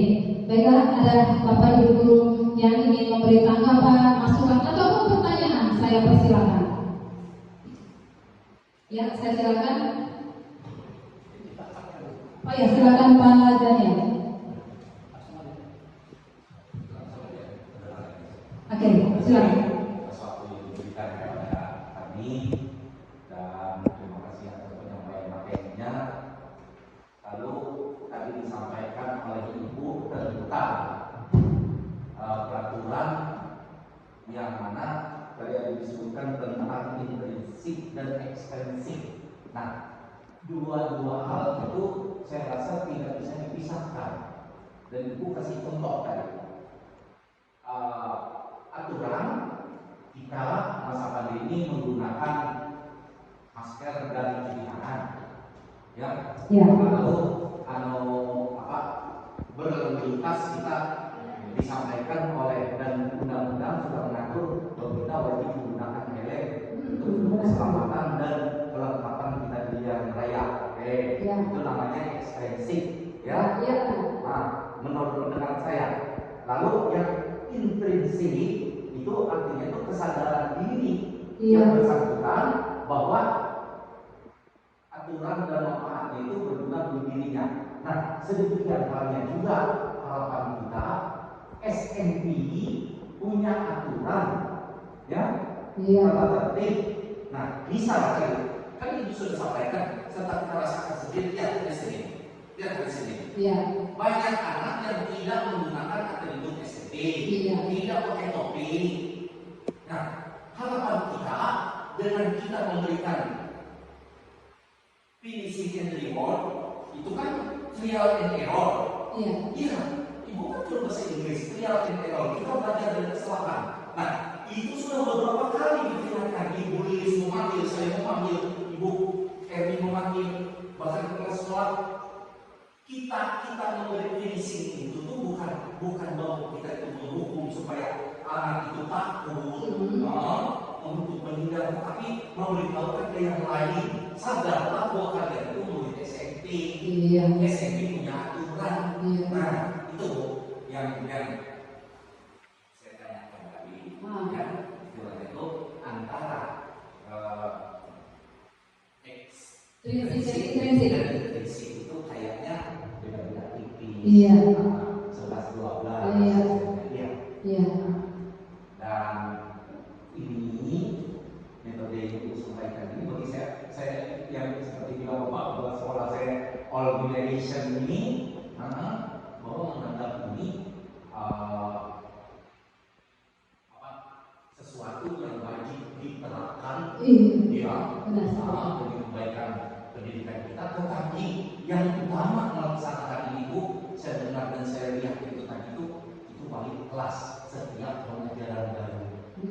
Nah, untuk membuat aturan di kelasnya sendiri, sehingga kelas itu menjadi menarik dan tertata. Terima kasih Pak untuk tanggapannya. Bagaimana Bapak Kepala Sekolah?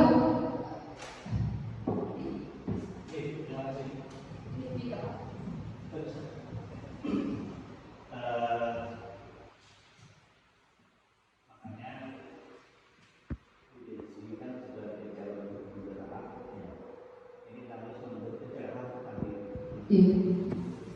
Kenapa seperti itu?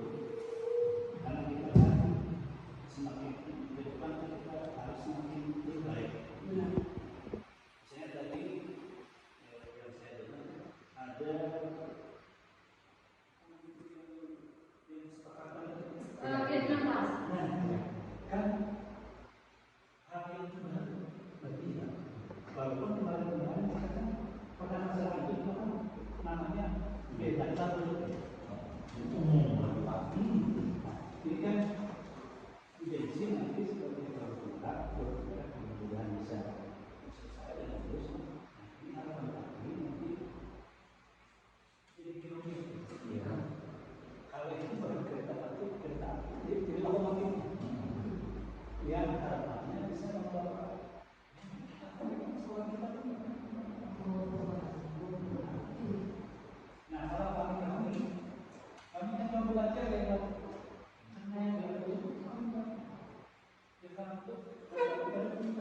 nah sampai nanti saya belajar dari awal sampai nanti bising dari beberapa ini kan lebih mungkin.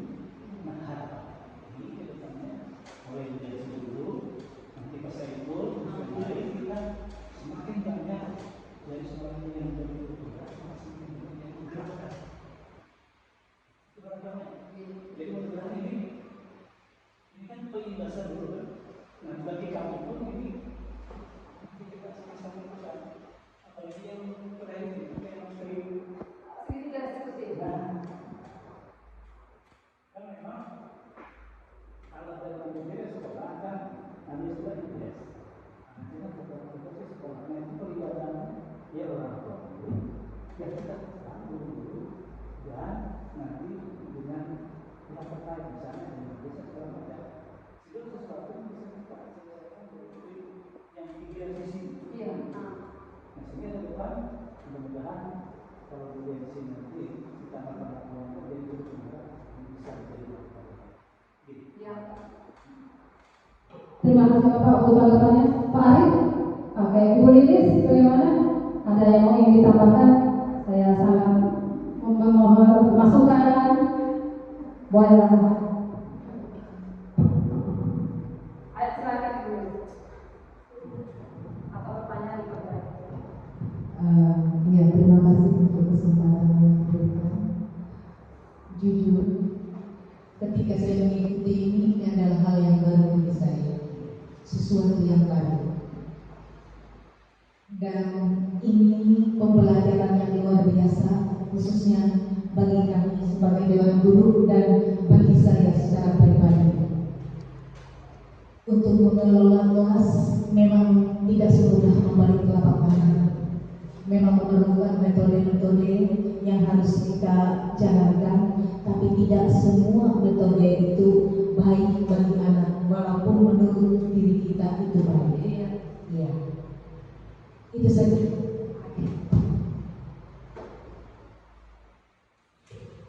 Baik, terima kasih Bapak dan Ibu, tanggapannya, sarannya yang sangat luar biasa.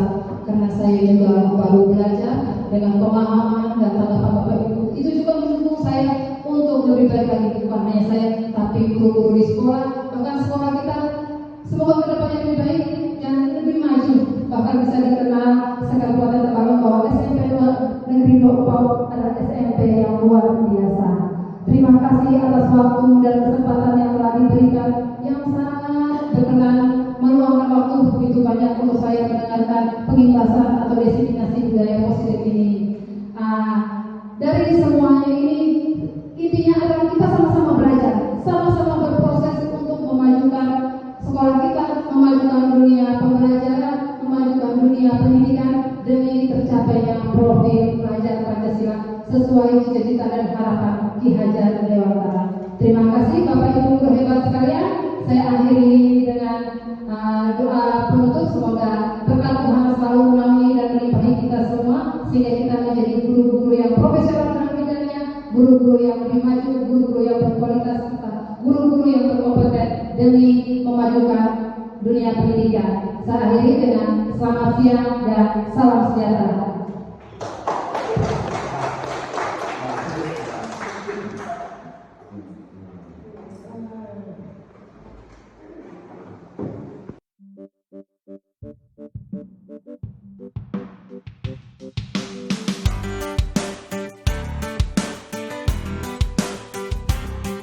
Selamat siang, saya Ibu Lilis Happiness, guru di SMP Negeri 2 Upau, tempat di mana Ibu Densiana mengajar. Saya bangga terhadap Bapak dan Ibu guru di SMPN 2 Upau ini yang mempunyai kinerja yang tinggi. Khususnya saya bangga terhadap Ibu Densi yang menjadi calon guru penggerak dalam melaksanakan desiminasi